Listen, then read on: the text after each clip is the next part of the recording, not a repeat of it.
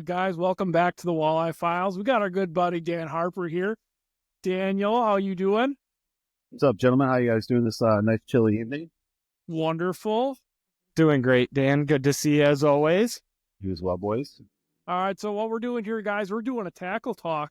And Jake, myself, and Dan, we're going to highlight some of our favorite baits from this last year of walleye fishing.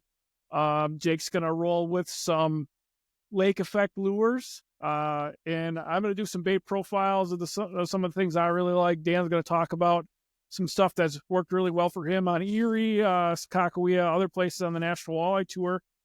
And Daniel, why don't you start us off? Give us your first bait here. First bait's going to be something that is kind of homegrown here. It's something I've been working on the last few years. I live on the lake. I have an apartment here. We have a dock we get to cast off of. It's in that like 2 to 5 foot range. There's a lot of rock in there. Walleye push in the spring, kind of end of April, stick around through June, come back like mid-October, stick around through early December. One of my favorite baits is to throw the P10. This bait out of the box is going to run about 8 to 10 foot. So something I do is I modify the bill. I kind of, see if I can show you here. I kind of bring that bill down a little bit with the sander and kind of pour off the edge. So I can get, this bait will run like 3 to 4 foot on a good cast. And it's going to have, with the square, it's going to kind of have a little bit of a wider kick. That color right there has been absolutely.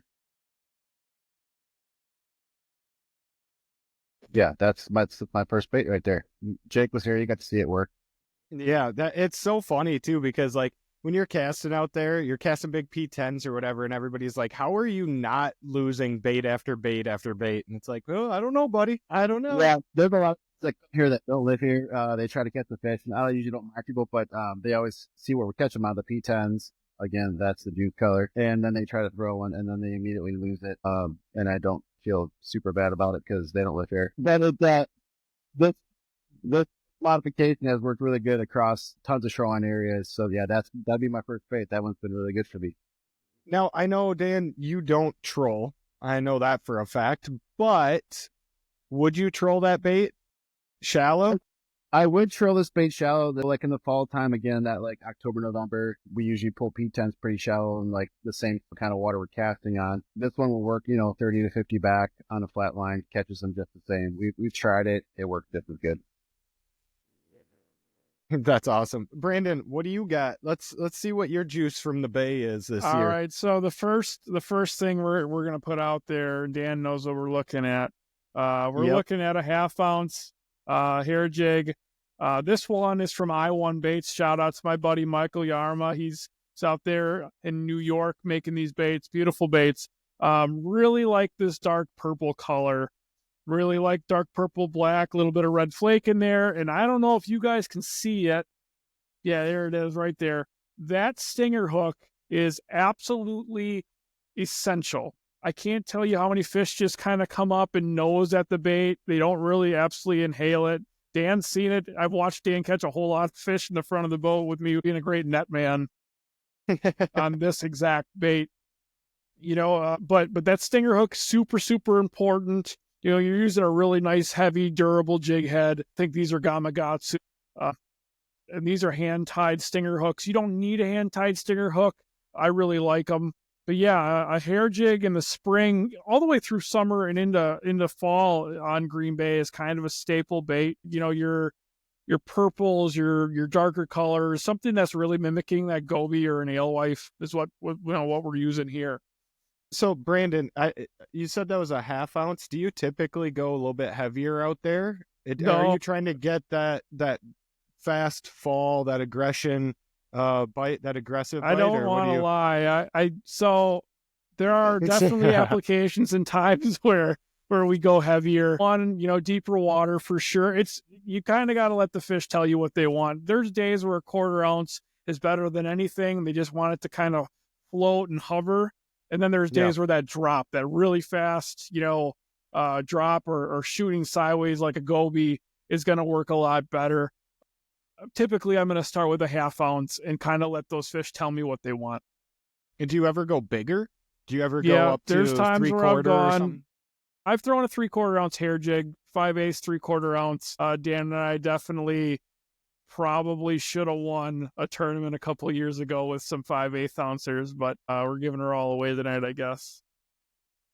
All right, Jake, what do you got for your first one, huh? Well, one more question. Okay, so you said it's black and purple, right? That's your color. What would be your secondary color if you were to throw on a second hair jig? If you were to only tie up give two, it all away today.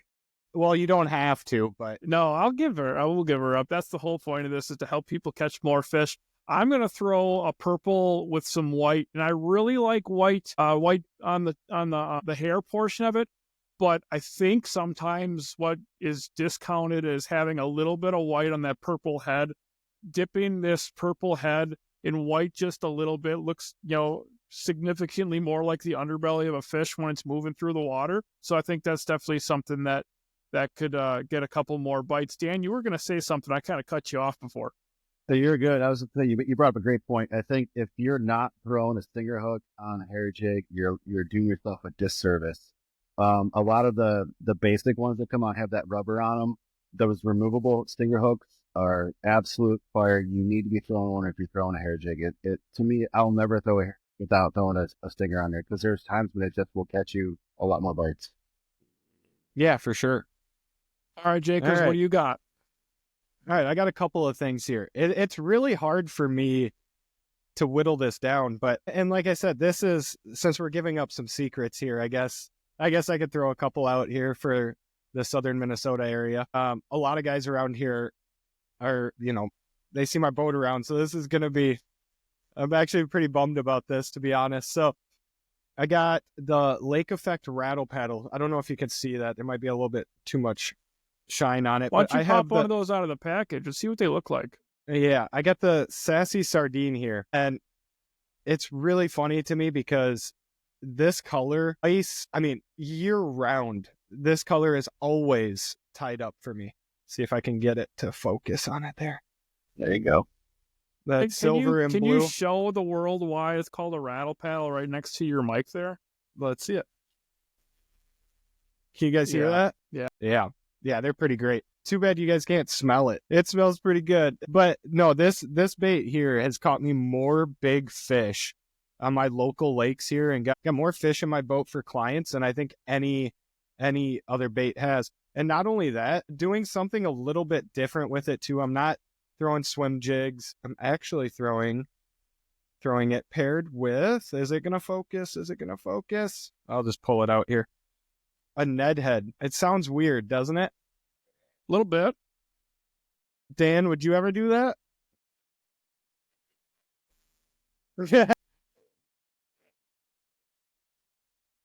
Yeah. So I got a little Ned head here. So this is a 1/4 ounce. So most of the time around here, I'm not fishing deeper than 10 feet year round. It'll be, 80-degree water temps. I'm fishing 3 feet of water, and I got a rattle paddle with a Ned head on it.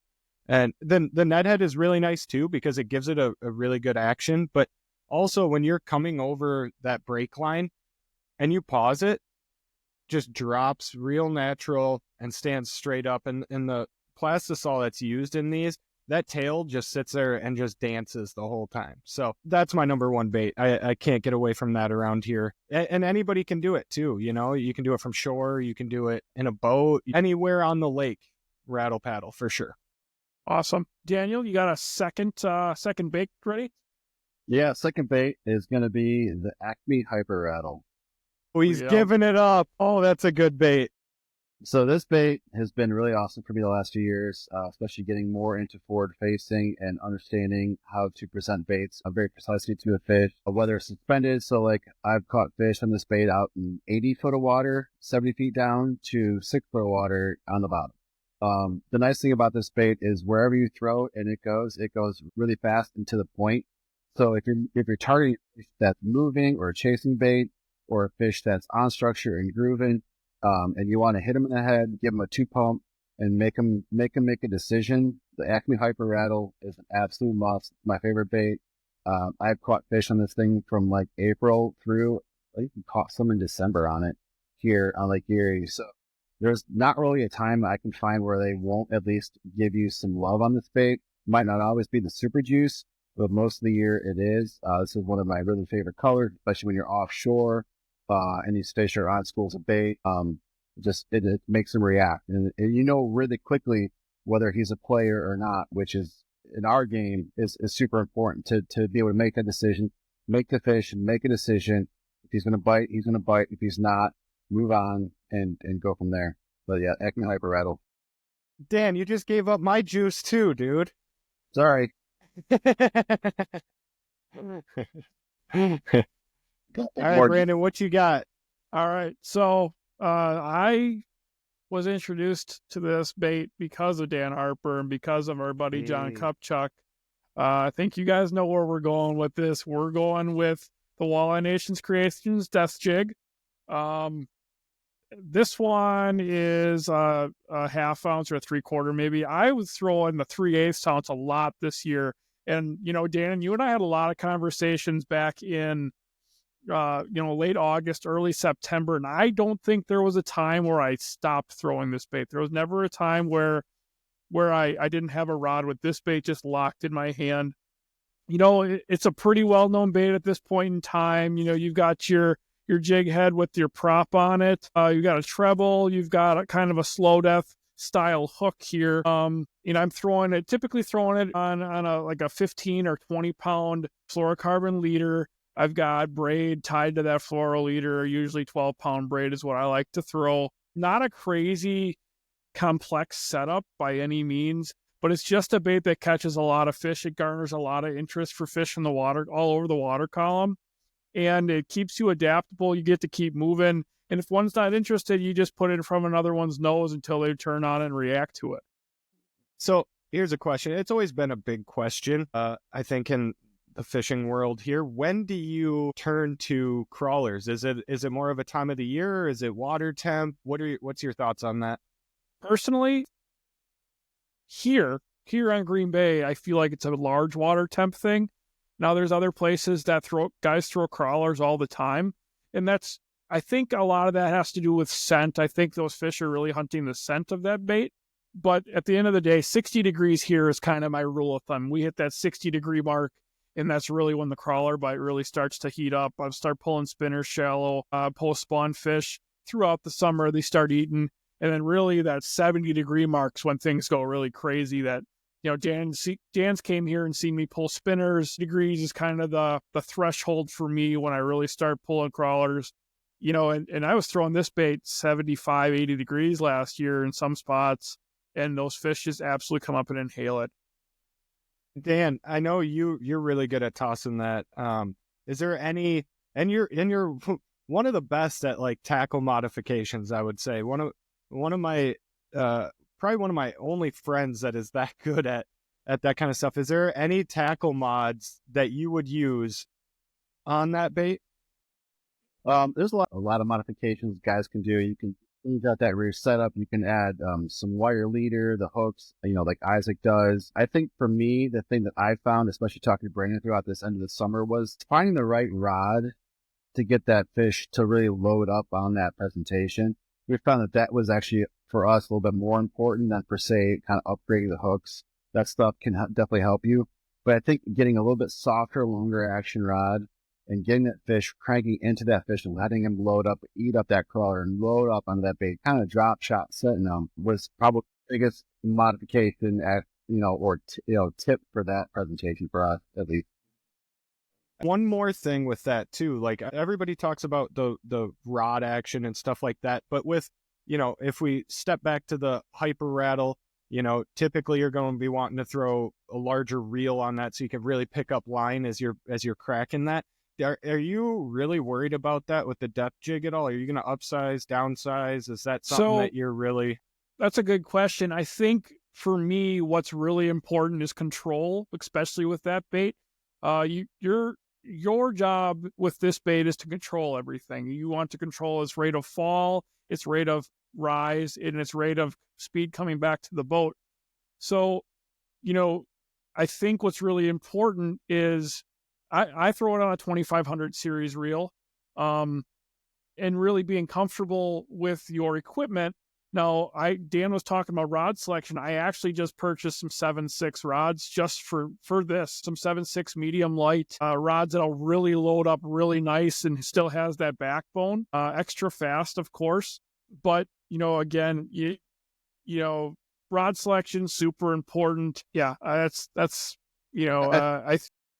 I think with the reels, the thing that I always have learned and try to go by is if the rod is doing the work, you can go with a higher action, higher gear speed ratio to get the bait back to the boat if you miss your cast with her. If the reel is doing the work, typically you want to go with a little bit slower gear ratio to let that bait do the work. So if the rod's doing the work, like you're hyper rattling, you can go with a higher action reel because the reel itself's not doing any work for you. But if you're pitching the bait and the reel is doing the work for you, a little bit slower action, like Brant said, 2,500 or 2,000. Some guys like to throw a 3,000. I like to do that too. Just knowing that your crank speed, you have to adjust that to get, because you might have a reel where you're picking up 38 inches per crank. Now, on your 3,000, that may make that death jig just go, right? But if you're in a 2,000, blow out. You're at 23, 24 inches per crank. Now you're right in that zone of the fish. So if the reel is doing the work, for slower gear ratio. If the rod is doing the work, the higher gear ratio is typically what my mindset goes to. That's a fantastic rule of thumb. Yeah, that was great. That's a really good one. Nice. All right, Jakers, what do you got for another bait here? All right. Well, so we don't have a ton of like super clean water in southern Minnesota here. So typically I'm going to go with these when we are more of a clear body of water and I'm scoping over the basin. I'm going to go once again with a lake effect product here. We got the Feisty Fry. Get one of these out for you. So this is the split tail, has the rattles in it, has the stank sauce still, same plastisol, just a phenomenal bait. But this is the 3-inch lake effect look Feisty at that Fry. tail move. I know, it's great. Because like one of the biggest things when you're pitching on forward facing, right? Dan, what are you giggling about back there? The tail. It's at right. I know, it's great. She flips down and does. It's a good bait. Yeah, exactly. A lot of the times, like some of the competitor baits that I've used, when you're using your forward facing sonar and you're tracking down these fish, say you throw, 50, 60 feet in front of you at a fish and you drop it down and you're just right in front of it like this. A lot of those baits, the tail just sags. Well, that doesn't look natural to the fish and you're not going to get as many bites. Sits nice and flat, has a really good action on it, some rattles, just a all around phenomenal bait. Not only that, like that's my main use for it is live scope, but from shore, it's a great bait too. You can pop it on bottom, paired with the Ned head again. As you can tell, I like Ned heads.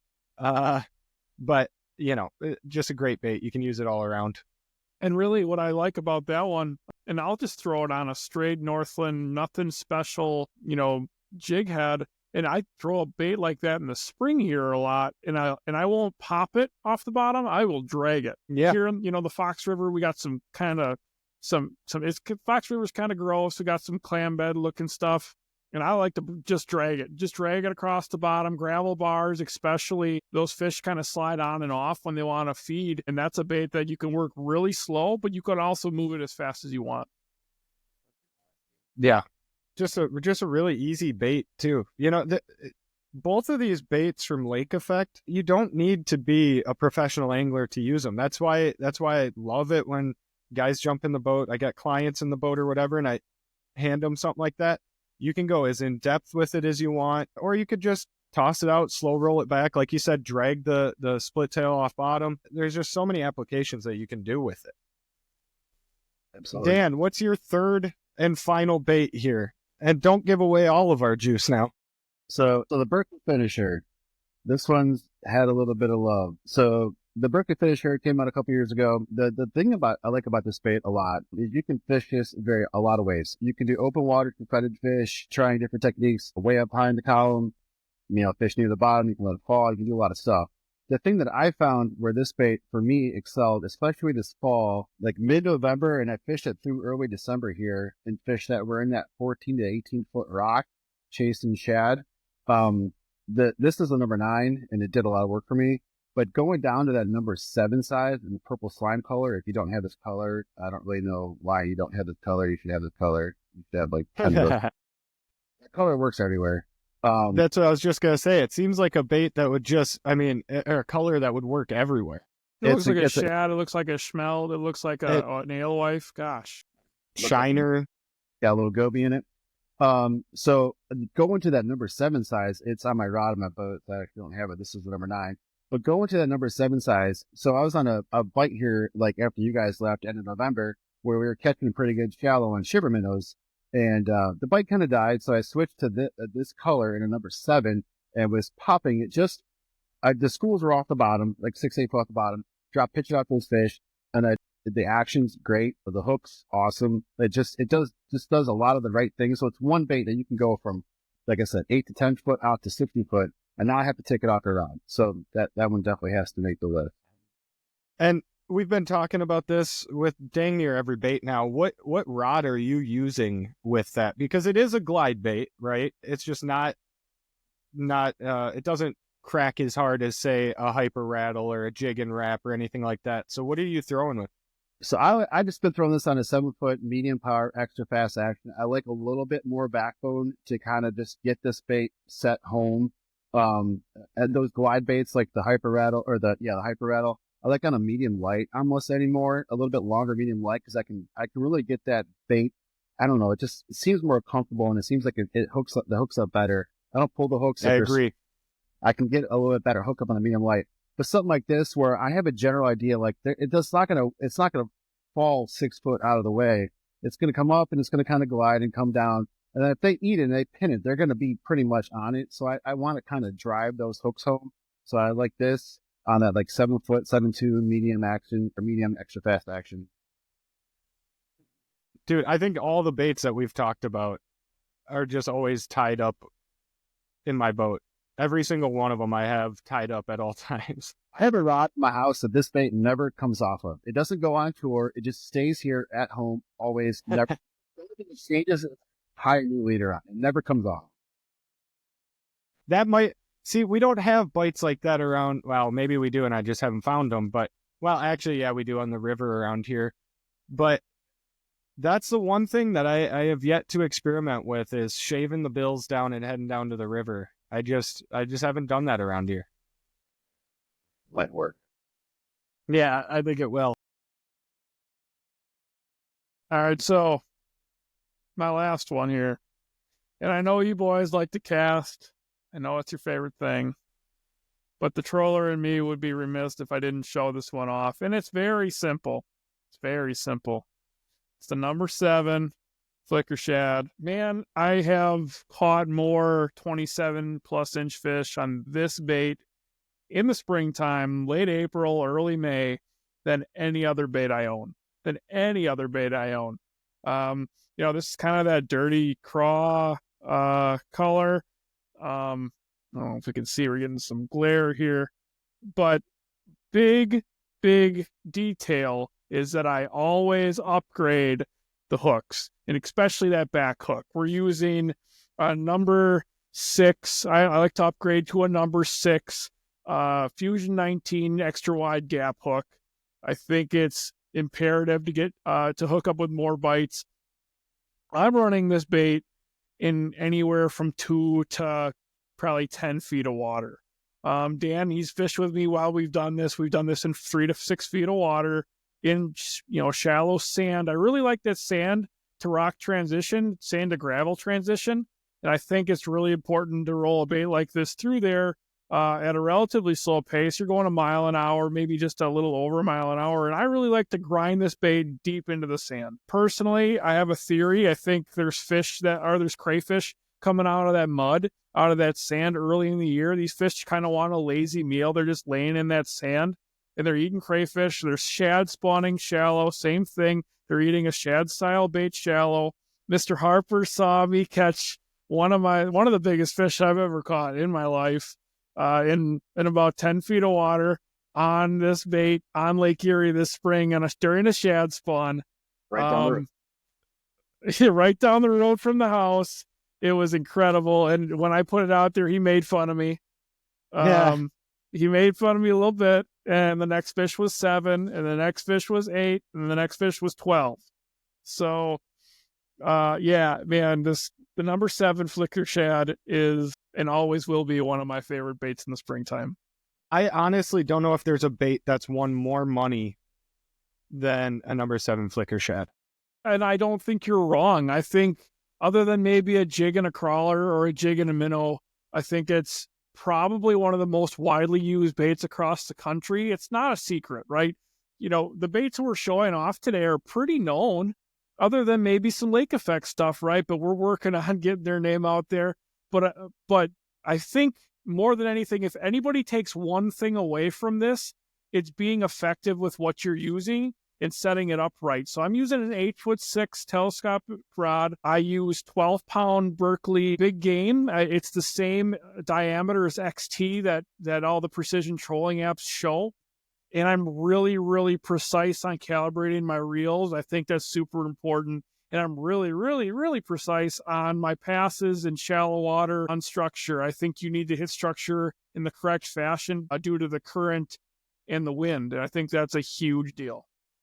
Now, I know a lot of guys that troll quite a bit, every single time they set that crankbait out there, they're tuning, they're moving everything around, trying to get that bait to go as straight as possible. Is that something that you're like super focused on, is making sure that thing is tuned just perfect every single time you put it out? Or is that kind of like on the back burner a little bit? So most of the time, yeah, that's something that has to be perfect in my eyes. If your bait's not running how it's supposed to, if it's running off to the side, it's not gonna garner as much interest. It's not presented as natural as possible. Now in the springtime in 2 feet of water, it's hard to mess that up. It's a little less imperative. I still want it to run straight and I still want it to move how it's been designed to move. But like I said, 2 to 4 feet of water, if it's running just a hair off, I'm not super worried about it. Now, we get into June, July, and August on Green Bay. Those fish get a little bit finicky sometimes in June, as you guys have seen. In July and August, when those fish really are feeding heavy, but during that 20 to 30 foot depth range, I'm definitely checking my bait and make sure it's tuned every single time. Good. And I know, I traveled with some guys last year that have won some big money pulling crankbaits. Are you ever throwing, you could tell I'm so interested in all this, how everybody else fishes. Are you ever throwing a crawler on that back hook, or is that something that you've never really done out on the bay? Personally, I don't do it. Yeah.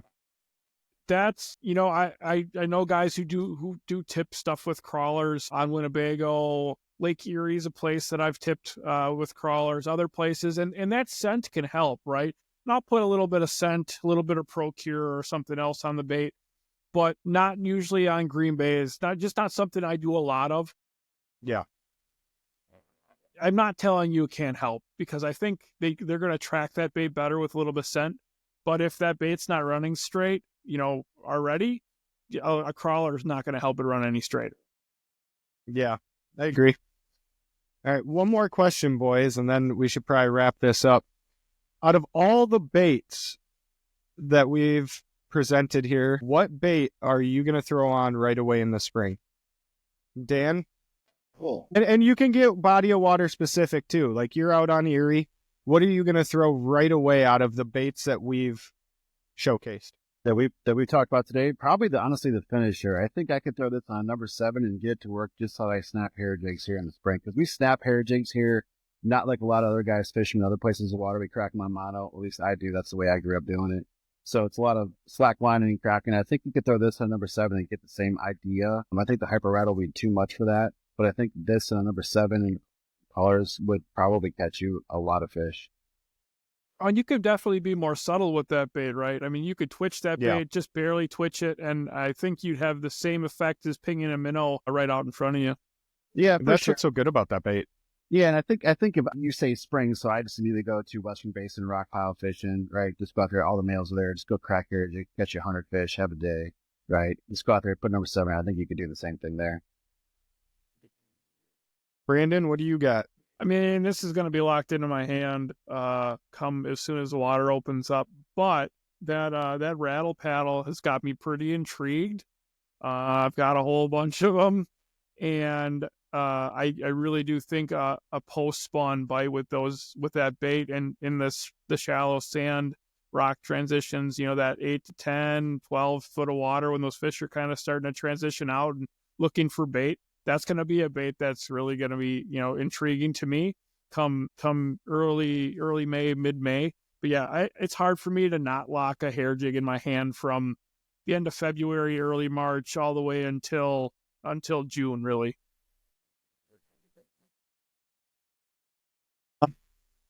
God, this is so tough, isn't it? It's a toss-up to me between Dan's shaved down P10 and a rattle paddle, because typically around us, I'm going to be fishing about 6 foot. I'm going to look for some really good weeds. I'm going to be fishing that 4 to 6 foot range. I'm going to be just pulling either a paddle tail or a crankbait right over the tops of the weeds, and they just come out and crack it. So I might have to go, man. You it really also depends have never whether. caught a fish in Green Bay with a hair jig yet, and I think that's going to change your mind pretty big time. Because I'm pretty sure the first one I ever watched Dan catch one, it was over 30, and he was like, "This is the best thing ever." It wouldn't be hard to change my mind, that's for sure. I think I'll go down the shaved down P10 for a little bit. Dan, you remember that fish? Yeah. I learned how to fish hair jigs on Green Bay in Brant's Pond before we started practice for the MWC in May. He threw it out and he's like, "Bud, crank it down." And this like big old perch comes off. I was like, "Oh, cool, got it." So we went out the next day and we were fishing the rock pile, and I was like, crank. And it was like, boom, like, "Oh, I think I got one." And that was like a 30-incher, and Nicole was super pissed because she's lived her whole life and she has like 2-3 times now. I've got like 6. So, but yeah, no, I'll never forget that fish. That was, caught a few of those. Yeah, that's awesome. Dan showed up at the house from his 8-hour drive and gets out of his truck, and I hand him a cold beverage. It's like, "Show me how to throw this." We walked down to the pond, and I was like, "Oh, you just throw it out there and you just point and reel." And I was like, "Oh my God, I got a perch on. Okay, this is how you do it." He's like, "Okay, got it." And he proceeded to put about, I don't know, I think we had like 50 something pounds over 2 days, and I think he had about 42 of those 50 pounds. So good stuff. Well, gentlemen, that was a lot of fun. We're going to have to do this a lot more frequently, I think, and have Dan as our reoccurring guest here. Absolutely. Appreciate you, boy. Hey, we appreciate you too, Dan. Hey, thanks everybody for watching. Tune in next time. We're not sure when we're going to do another tackle talk, but I'm guessing we're going to do a springtime baits one pretty soon. Yeah, absolutely. All right. Thanks, boys. Thanks, guys. Talk to you later. Bye. See ya.